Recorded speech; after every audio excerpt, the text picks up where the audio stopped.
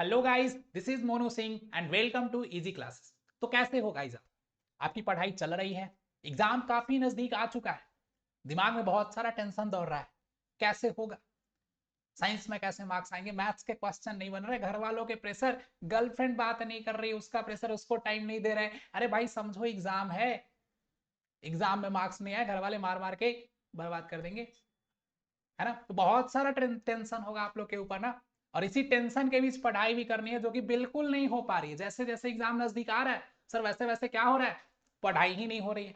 जब पढ़ने बैठते हैं तो पता चलता है ये पढ़े कि वो पढ़े कि क्या पढ़े कि मार्क्स अच्छे आ जाए। जो क्वेश्चन आता था नर्वसनेस की वजह से वो भी नहीं आ रहा है। तो बहुत सारा टेंशन होगा आप लोगों के ऊपर, समझ सकते हैं। बट क्या कीजिए, इसी टेंशन में अपने टाइम को थोड़ा थोड़ा यूटिलाइज करते रहिए, क्योंकि अभी तक आपने क्या किया डजेंट मैटर। आपने पढ़ाई करी, आपने मस्ती करी पूरी साल भर, है ना? रात रात भर चैटिंग किया, कुछ भी किया, छोड़ो यार, जो हो गया सो हो गया। अभी भी आपके पास इतना टाइम बचा है। अगर आपने कुछ भी नहीं पढ़ा है फिर भी एक अच्छा खासा मार्क्स लाया जा सकता है बोर्ड में। इतना टाइम आपके पास बचा है ना? और एक्चुअल में जो मार्क्स आती है गाइज, वो लास्ट के प्रिपरेशन से ही आती है। भले ही साल भर बैठ के क्या करो, चैट करते रहो रात रात भर, कोई फर्क नहीं पड़ता है। अगर लास्ट टाइम पे आपने अपने टाइम को यूटिलाइज नहीं किया तो कुछ नहीं किया, है ना?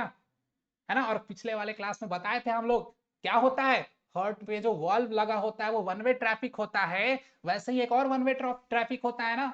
हाँ, तो उस रास्ते में जो गया सो गया, तो उधर बिल्कुल भी जाना नहीं है। एग्जाम तक याद रखना है, बुलाती है मगर जाने का नहीं, क्योंकि एग्जाम है भाई, एग्जाम है ना? तो चलिए, आज फिर से हम लोग क्या करते हैं, बायोलॉजी का एक नया टॉपिक पढ़ते हैं। और बहुत ही कम टाइम में क्या करेंगे, उसको खत्म करेंगे। और उससे रिलेटेड ऐसा कोई भी चैप्टर, ऐसा कोई भी पॉइंट नहीं होगा जो आपके दिमाग में बैठ ना जाए अच्छे से। ठीक है? तो अगर मन इधर उधर करने का, इधर उधर जाने का करे, ठीक है, अगर बोरियत फील हो, बोर होने लगो, लगे कि अब नहीं पढ़ पाऊंगा, तो उठना मत अपने सीट से। देख लो, स्टाइलस फेंक के मारूंगा, खोपड़ी में छेद हो जाएगी, है ना? तो जब तक ये लेक्चर खत्म नहीं हो जाता है, जब तक लगे ना कि हाँ अब इस चैप्टर से कोई भी क्वेश्चन आए वो एक बार में बने नहीं, तब तक उठ के जाना नहीं है। जब तक तोड़ेंगे नहीं तब तक छोड़ेंगे नहीं गाइस, है ना? तो चलिए स्टार्ट करते हैं। और आज के क्लास में हम लोग पढ़ने वाले हैं क्या, ह्यूमन एस्किरेटरी सिस्टम। पिछले क्लास में हम लोगों ने पढ़ा था क्या, ह्यूमन हार्ट के बारे में। उससे पहले हम लोगों ने पढ़ा था रेस्पिरेटरी सिस्टम। उसके पहले हम लोगों ने पढ़ा था डाइजेस्टिव सिस्टम। तो लाइफ प्रोसेस का ही एक अगला टॉपिक है जिसमें हम लोग समझेंगे क्या, ह्यूमन एस्किरेटरी सिस्टम के बारे में। तो गाइस, ये एक ऐसा सिस्टम होता है हमारे बॉडी में, तो ये एक ऐसा सिस्टम होता है जो क्या करता है, जितनी भी वेस्ट मटेरियल फॉर्म होती है हमारे बॉडी में, उन सबको क्या करता है, एक एक करके हमारे बॉडी से बाहर निकालने का काम करता है ना। अगर ऐसा नहीं होगा, अपने दिमाग में बहुत सारा कचरा डाल के रखे हो ना, तभी क्या होता है, पढ़ाई में मन नहीं लगता है। पढ़ने बैठते हैं सर, दिमाग में चार तरह की बातें आ जाती है।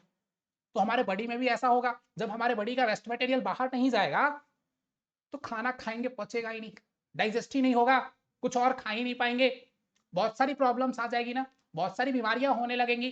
तो इन सब से बचने के लिए हमारे बॉडी में एक सिस्टम होता है, जिस सिस्टम को हम लोग बोलते हैं क्या, एक्सक्रीटरी सिस्टम। और वो सिस्टम क्या करता है, तो वो मिल करके पूरे के पूरे वेस्ट मटेरियल को हमारे बॉडी से बाहर निकालने का काम करता है। तो समझते हैं कि कैसे करता है। हमारे एस्किरेटरी सिस्टम का जो मेन ऑर्गन होता है वो क्या होता है, तो गाइज वो होता है हमारा किडनी, जो कि आपको यहाँ पे दिख रहा है ना। यही हमारे बॉडी के एस्किरेटरी सिस्टम का मेन ऑर्गन होता है। अब ये कैसे कैसे वर्क करता है, और इसमें हम लोग पढ़ेंगे नेफ्रॉन के स्ट्रक्चर को, जिसके एग्जाम में आने के चांसेस 120% है ना। हर बार एक ना एक सेट में पूछा ही गया है, स्ट्रक्चर ऑफ नेफ्रॉन, है ना, स्ट्रक्चर ऑफ किडनीज। तो किडनी का तो नहीं, बट नेफ्रॉन का स्ट्रक्चर आएगा ही आएगा। तो जैसे हमारा जो ब्रेन बना होता है, उसका जो सबसे स्मॉलेस्ट यूनिट होता है उसको क्या बोलते हैं, उसको बोलते हैं न्यूरॉन। वैसे ही हमारे किडनी का जो स्मॉलेस्ट यूनिट होता है उसको क्या बोलते हैं, उसको बोलते हैं नेफ्रॉन। ठीक है? तो गाइज, न्यूरॉन और नेफ्रॉन में डिफरेंस याद रखना। ठीक है? Longest cell of our body पूछे तो न्यूरॉन, मिलता जुलता नाम है नेफ्रॉन, बट ये क्या है, ये हमारे बॉडी का किडनी का सबसे स्मॉलेस्ट यूनिट है। वैसे भी मिलता जुलता बात, बैठे थे पढ़ने, लगे रील्स देखने, है ना? तो वैसा कुछ नहीं करना है, न्यूरॉन और निफ्रॉन में डिफरेंस याद रखना है। तो चलिए हम लोग समझते हैं ह्यूमन एस्किरेटरी सिस्टम को। तो ध्यान से देखिए, सबसे पहले ये बताइए, ये लोकेटेड कहाँ होता है हमारे बॉडी में?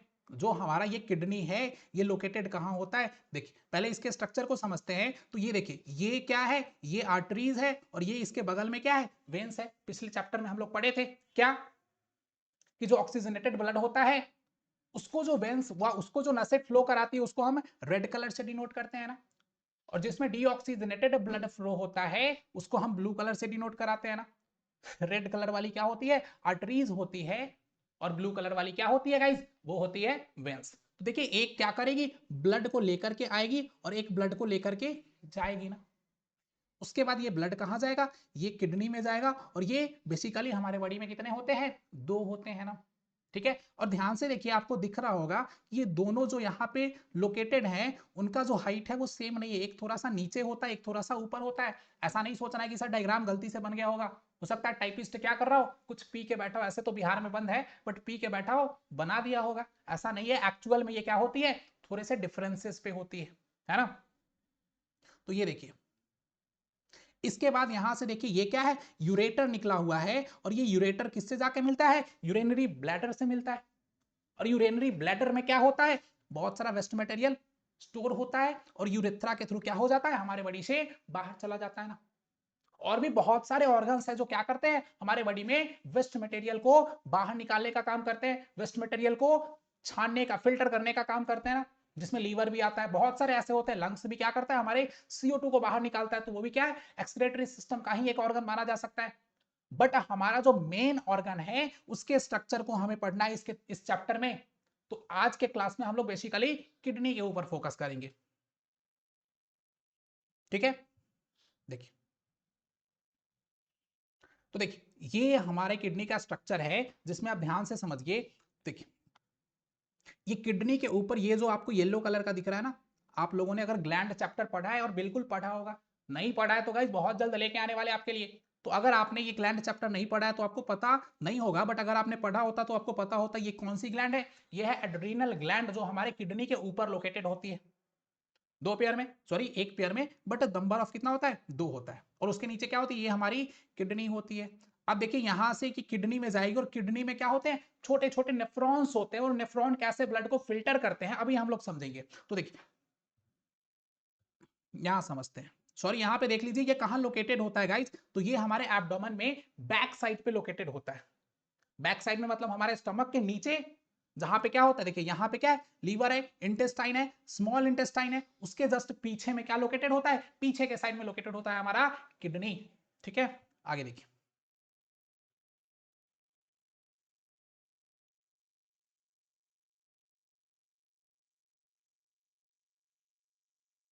यहाँ पे समझिए, यहाँ पे ध्यान से समझिए।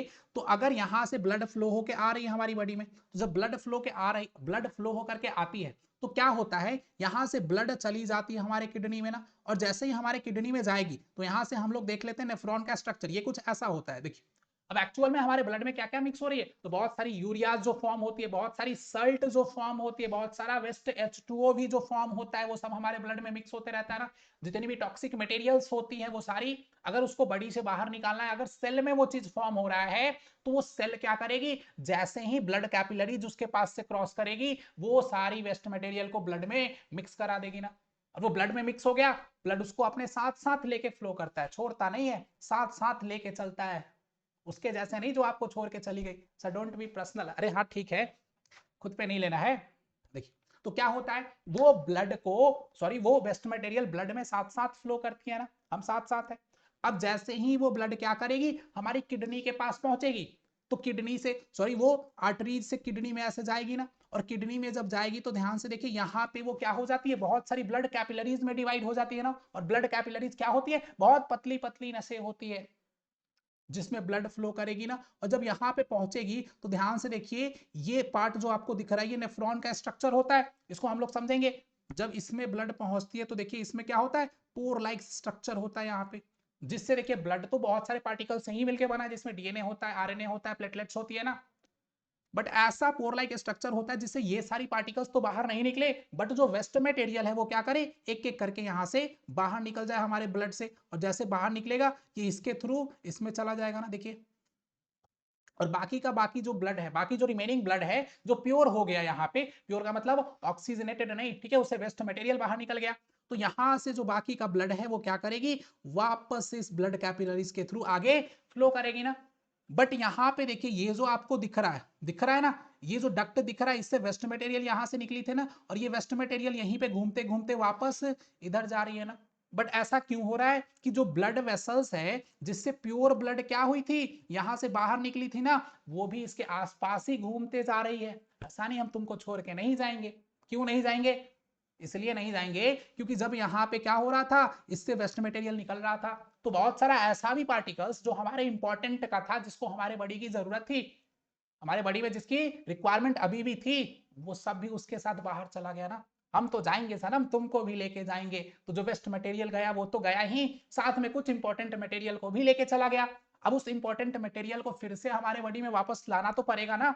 तो वापस लाने के लिए देखिए ये ब्लड वेसल, सॉरी ये ब्लड कैपिलरीज इसके आसपास से क्रॉस करती है, और जैसे जैसे ये इसके आसपास से क्रॉस करती है, वापस से जो इंपॉर्टेंट पार्टिकल्स होते हैं वो ब्लड वेसल्स में मिक्स हो जाते हैं ना, और मिक्स हो जाते हैं, और यहां से ये ब्लड क्या करती है, वापस से ब्लड कैपिलरीज के थ्रू वेन्स में चली जाती है, और वेन्स क्या करती है, ब्लड को लेके हमारे राइट एट्रियम में चली जाती है, जो हमने पिछले लेक्चर में पढ़ा था। और बाकी का जो वेस्ट मटेरियल था वो गाइज कहां चला जाता है, तो देखिए आगे के स्ट्रक्चर में आपको बताते हैं कि वो कहां चला जाता है। देखिए वो चला जाता है यूरेटर के थ्रू, कहां पे, यूरिनरी ब्लैडर में, यहां पे जाके स्टोर हो जाता है। स्टोर हो जाता है तो ये एक मसल्स लाइक स्ट्रक्चर है, ध्यान रखिएगा, ये बोन्स लाइक स्ट्रक्चर, बोन इसमें कोई बोन नहीं होता, ये मसल्स लाइक स्ट्रक्चर होता है, और ये क्या कर सकता है, कॉन्ट्रैक्ट और रिलैक्स हो सकता है ना। और इसमें जब बहुत ज्यादा यूरिन स्टोर हो जाएगा तो हमें अर्ज आएगी क्या, टॉयलेट जाने की, और वो क्या होगा, यूरेथ्रा के थ्रू हमारे बॉडी से बाहर चला जाएगा। तो उम्मीद है आपको समझ में आया होगा। और यहां पे देखिए ये स्ट्रक्चर आपको किस चीज का दिखा, ये स्ट्रक्चर आपको दिखा नेफ्रॉन का, जो क्या होती है, किडनी की एक स्मॉलेस्ट यूनिट होती है गाइस। तो इस स्ट्रक्चर को आप अच्छे से प्रैक्टिस करके जाना, जिससे एग्जाम में अगर आए तो इजीली आप क्या करो, बना सको, ठीक है। अब ध्यान से देखिए, हाँ एक बात और, जो एनसीईआरटी में डायग्राम दिया है ना, वही वाला डायग्राम प्रैक्टिस करना। बहुत ही अच्छे अच्छे डायग्राम बाकी के बुक्स में गिवन है, बट होता क्या ना गाइस, जो टीचर्स होते हैं उनको एनसीईआरटी एनसीईआरटी करते करते वो वाला डायग्राम दिमाग में फिट हो जाता है, और वो डायग्राम उनको बहुत ही अच्छा लगने लगता है। अगर वो डायग्राम बना के जाओगे टीचर एक बार में मार्क्स देंगे, ऐसा नहीं, थोड़ा सा डिफिकल्ट बना के जाओगे तो मार्क्स नहीं मिलेगा, बट हो सकता है किसी किसी टीचर्स का मूड खराब हो उस दिन, तो कुछ भी हो सकता है ना। तो एनसीईआरटी वाला डायग्राम ही क्या करना, प्रैक्टिस करके जाना, ठीक है। और आपको समझ में आ गया होगा कि कैसे कैसे यूरिन का फॉर्मेशन होता है, और कैसे वो हमारे बॉडी से बाहर निकल जाता है, कैसे हमारे बॉडी में ब्लड का फिल्ट्रेशन होता है, और कभी कभी क्या होती है, इसी प्रोसेस को हमारे बॉडी के बाहर भी कराया जाता है ना। जब हमारा किडनी काम नहीं करे, बहुत ज्यादा जब लिकर ड्रंक करोगे ना, बहुत सारा स्पाइसी फूड है ना, फास्ट फूड वगैरह खाओगे, धीरे धीरे क्या होगा, हमारा लीवर काम करना कम कर देता है, लीवर फेल हो जाता है, लीवर नहीं किडनी भी। और अगर किडनी काम करना बंद कर देगी तो क्या होगा, इस प्रोसेस को, यानी ब्लड में जो वेस्ट मटेरियल मिक्स हो रहे हैं उसको हमारे बॉडी से बाहर कहीं पे कहीं तो ऐसा करना पड़ेगा जिससे वो वेस्ट मटेरियल क्या हो जाए, हमारे बॉडी से बाहर चला जाए ना। तो उसको जब किसी आर्टिफिशियल मशीन्स के थ्रू क्या किया जाता है, हमारे बॉडी से बाहर कराया जाता है, उस प्रोसेस को ह्यूमन डायलिसिस बोलते हैं, जिसमें क्या होता है, ब्लड को फिल्टर किया जाता है अलग, जिसको आर्टिफिशियल किडनी भी बोलते हैं। तो उम्मीद है इस एस्पिरेटरी सिस्टम में हमारे किडनी का फंक्शन आपको अच्छे से समझ आ गया होगा, है ना गाइस। तो अगर आप इस चैप्टर को और डिटेल में पढ़ना चाहते हैं तो देखिए आपके लिए बहुत ही ऑर्गेनिक सिस्टमेटिक वे में क्या किया गया है, ये नोट्स प्रिपेयर करवाया गया है, जिसमें स्टेप बाय स्टेप आप खुद से क्या कर सकते हैं, चीजों को बैठ के पढ़ सकते हैं। बहुत ज्यादा टाइम आपके पास है नहीं कि आप बैठ के 2-2 घंटे के लेक्चर देख रहे हो, पता चला आधा सिलेबस भी कंप्लीट नहीं हुआ और आपका एग्जाम भी हो गया। तो आप अगर इस चीज को पढ़ना चाहो तो कमेंट बॉक्स में जाना, वहां पे टेलीग्राम का लिंक पिन होगा, वहां से इस नोट्स को आप डाउनलोड करके पढ़ सकते हो, ठीक है गाइस। और ऐसा नहीं सोचना है कि क्या हुआ, एग्जाम मेरा तो नजदीक आ गया, सिलेबस कंप्लीट नहीं हुआ, पढ़ाई नहीं हो पा रही है, जितना टाइम अभी भी आपके पास बचा है उसमें आप बहुत अच्छा मार्क्स स्कोर कर सकते हो। थोड़ा सा फालतू के चीजों में टाइम देना बंद करो, कुछ दिन की बात है ना। अगर एक बार अच्छा मार्क्स आ गया उसके बाद सब कुछ अच्छा होगा, ठीक है। तो आप क्या करो, पढ़ते रहो, अपने प्रिपरेशन को मजबूत करते रहो, याद रखना जब तक तोड़ेंगे नहीं तब तक छोड़ेंगे नहीं। और एक बात और, बुलाती है मगर जाने का नहीं, कब तक, एग्जाम तक। ठीक है, तो गाइज ऐसे ही आप पढ़ते रहिए, मिलेंगे अगले लेक्चर में किसी नए टॉपिक को आपके सामने लेकर के। ठीक है, तो इस भंडारे को यहीं तक रखते हैं, मिलते हैं अगले भंडारे में। Thank you.